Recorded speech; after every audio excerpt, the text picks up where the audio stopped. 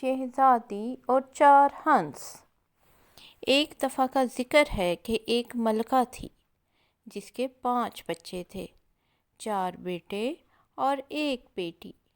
ایک دن ملکہ بہت بیمار ہو گئی اور جنگل میں ایک خاص چشمے کا پانی ہی اسے ٹھیک کر سکتا تھا۔ پہلے سب سے بڑا شہزادہ پانی لینے گیا، لیکن جلد ہی اسے ٹھوکر لگی اور اس کا پانی کا برتن ٹوٹ گیا۔ اس طرح باری باری چاروں شہزادے ملکہ کے لیے پانی لینے گئے، لیکن بدقسمتی سے چاروں شہزادوں کو ایک جیسا ہی حادثہ پیش آیا اور ان میں سے کوئی بھی اپنی ماں کو شفا بخش پانی نہیں پہنچا سکا۔ تب ملکہ غصے سے چلائی، "روح!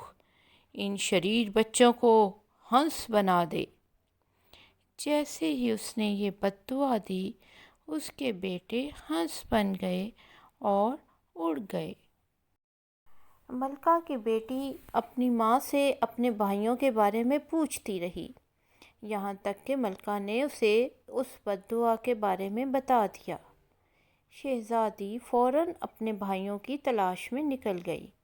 کئی سالوں کے بعد بادشاہ کی بیٹی نے اپنے ہنس بھائیوں کو دیکھا اور پھوٹ پھوٹ کر رو پڑی، "میرے پیارے بھائیو، میں تمہیں چھڑانے کے لیے سب کچھ کرنا چاہتی ہوں۔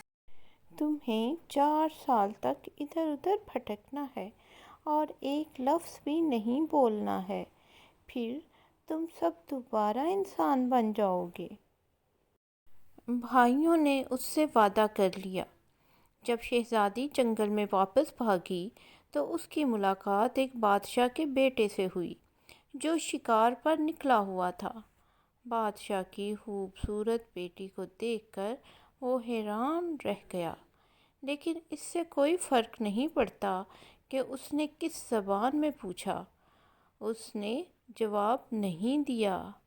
شہزادہ اسے اپنے ساتھ لے گیا اور اسے اپنی بیوی بنا لیا۔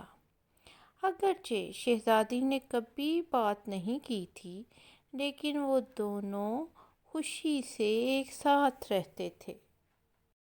جب بادشاہ کے بیٹے کو جنگ میں جانا پڑا تو شہزادی نے اپنے پہلے بچے کو جنم دیا۔ اس دوران وہ شہزادے کی ظالم بوڑھی سوتیلی ماں کے ساتھ پیچھے رہی۔ اس کی پیدائش کی رات ظالم سوتیلی ماں نے چھوٹے شہزادے کو چرا لیا۔ اس نے اپنے بیٹے کو لکھا کہ اس کی بیوی نے ایک پتھر کو جنم دیا ہے۔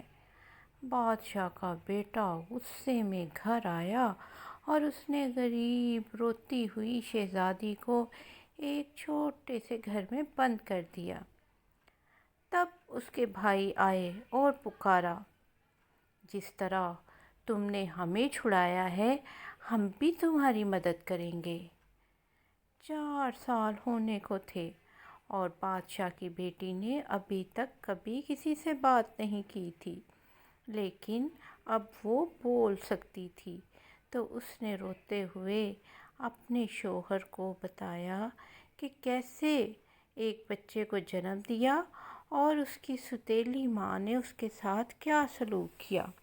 شہزادے نے سوتیلی ماں کو ایک تاریک تہہ خانے میں پھینک دیا اور اپنے بیٹے کو آزاد کرایا، اور تب سے وہ اپنے خاندان کے ساتھ خوشی خوشی زندگی گزارنے لگا۔